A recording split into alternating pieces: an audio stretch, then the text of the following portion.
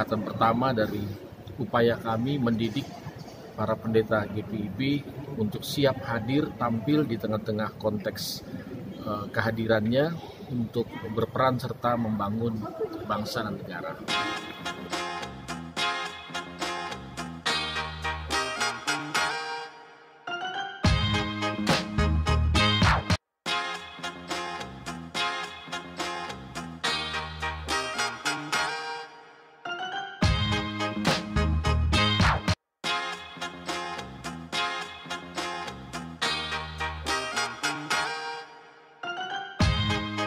Kita membangun relasi kerukunan dalam kebersamaan. Nah, persoalannya Bapak Ibu, itu hanya ada di dalam tataran para elit. Begitu loh. Masalah pemilu, ya. Saya dalam bertransaksi agama mengatakan begini, mudah-mudahan ini ada manfaatnya. An-nasu ala dini mulkihim. Ini perkataan Imam Ghazali, Hujjatul Islam, seorang filosof. Manusia, bangsa, warga, rakyat, bagaimana agama para pemimpinnya. Kira-kira setuju nggak? Yang terjadi di aras bawah, karena kesenjangan sosial itu merupakan salah satu materi kuat intoleransi ada pada kehidupan bangsa kita. Itu materi percakapan para pendeta juga. Kesejahteraan sebagainya, bagaimana masyarakat yang menjaga kelestariannya, justru mereka menjaga itu malah menyebabkan mungkin potensi-potensi ekonomi tidak tereksploitasi. Lalu bagaimana persoalan distribusi kesejahteraan sebagainya.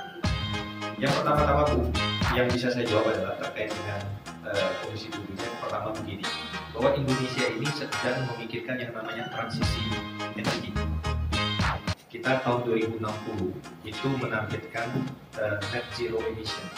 Net zero emission itu artinya bahwa di tahun 2060 itu Indonesia ini tidak lagi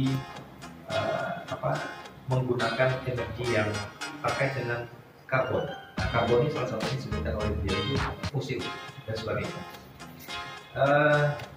Progresnya tidak bagus Indonesia.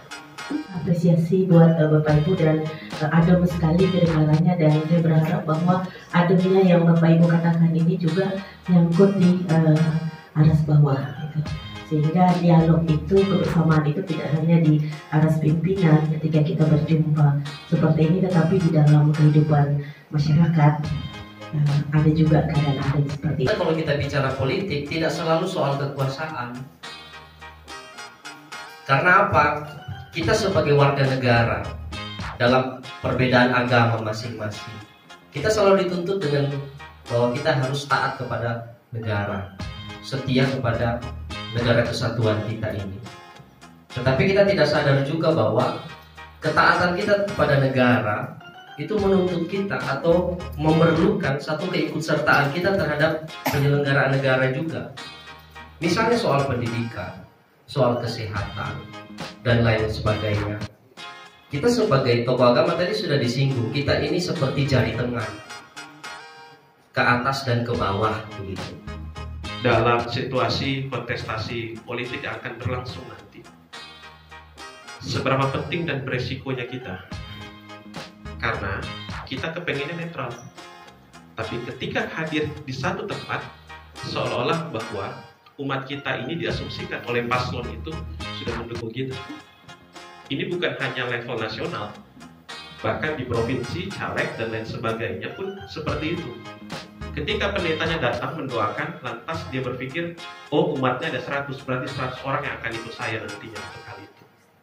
Makanya saya tanya, seberapa penting dan resikonya kita? Seorang filosof, manusia, bangsa, warga, rakyat, bagaimana agama para pemimpinnya. Kira-kira setuju nggak?